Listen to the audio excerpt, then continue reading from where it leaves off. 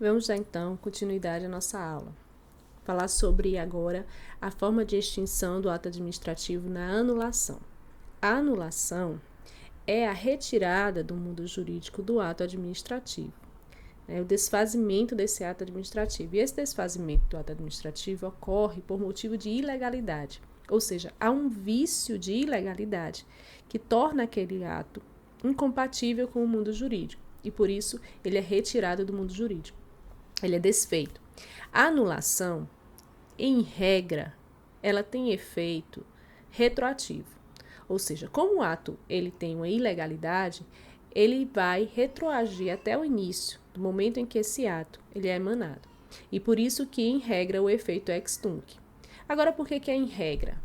Porque em algumas situações há lesões de direito ou há prejuízo maior para a sociedade, para o interesse público, e por esse motivo acaba que a administração pode dar um outro tipo de efeito para aquele ato, ou mesmo convalidar.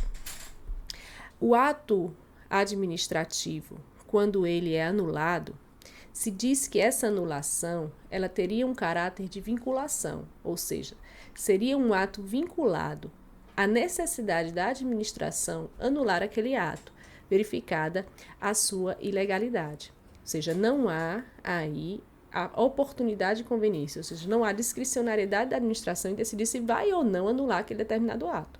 Cabe a ela anular por ser um poder-dever. Outra questão é que a administração pública ela tem autotutela, ou seja, ela pode rever seus atos. E por esse motivo, a administração tem toda a competência para anular os atos quando eivados de vício, de ilegalidade. O judiciário, por sua vez, também, como é uma questão de legalidade, pode apreciar e também anular aquele determinado ato administrativo. Por fim, a gente tem aí o prazo decadencial, né, prazo de decadência para que esse ato seja anulado, que é de 5 anos para a administração pública. Mais detalhadamente, nós percebemos que há súmulas do STF que trabalham com essa questão. Então, duas súmulas importantes sobre a anulação é a súmula 346 e a súmula 473 do STF. A súmula 346 fala que a administração pública pode declarar a nulidade dos seus próprios atos. Ou seja, a administração pública tem o poder de autotutela e deve declarar a anulação de seus atos quando eles apresentarem ilegalidade. Outra súmula importante do STF é a 473, que fala que a administração pública pode anular seus próprios atos quando eivados de vício que os tornem ilegais, porque deles não se originam direitos, ou revogá-los por motivo de conveniência ou oportunidade, respeitados os direitos adquiridos e ressalvada em todos os casos a apreciação judicial. Ou seja, sempre haverá apreciação judicial. Essa súmula 473 é muito importante, né? A gente vai vê-la várias vezes, né, durante o estudo dos atos administrativos, porque ela marca, né, a ideia de que a administração ela deve anular seus atos, mas em situações em que houver um prejuízo maior para a sociedade com aquela anulação, ela pode sim optar, né, por não anular ou convalidar aquele determinado ato. Outra legislação importante aí, não falando, né, saímos das súmulas, vamos para as legislações. Outra legislação importante é a Lei 9784 de 99, que é a Lei do Processo Administrativo, que lá no seu artigo 53, ela fala que a administração ela deve anular seus próprios atos quando eivados de vício de legalidade e pode revogá-los por motivo de conveniência ou oportunidade, respeitados os direitos adquiridos, ou seja, mesmo entendimento que a gente viu na súmula 473.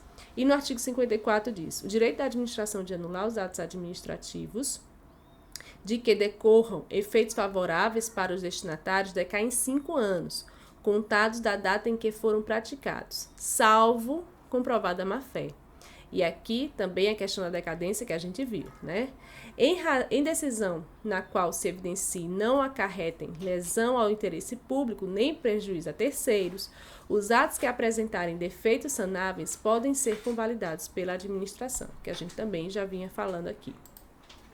Outra legislação importante é a Lei de Introdução ao Direito Brasileiro, no artigo 24, fala que a revisão nas esferas administrativas, controladora ou judicial, quanto à validade de ato, contrato, ajuste, processo ou norma administrativa cuja produção já se houver completado, levará em conta as orientações gerais da época, sendo vedada que, com base em mudança posterior de orientação geral, se declarem inválidas situações plenamente constituídas. Ou seja, a gente está aqui falando sobre quando há uma mudança de entendimento da administração e que essa mudança de entendimento não necessariamente vai tornar inválida aí os atos praticados anteriormente.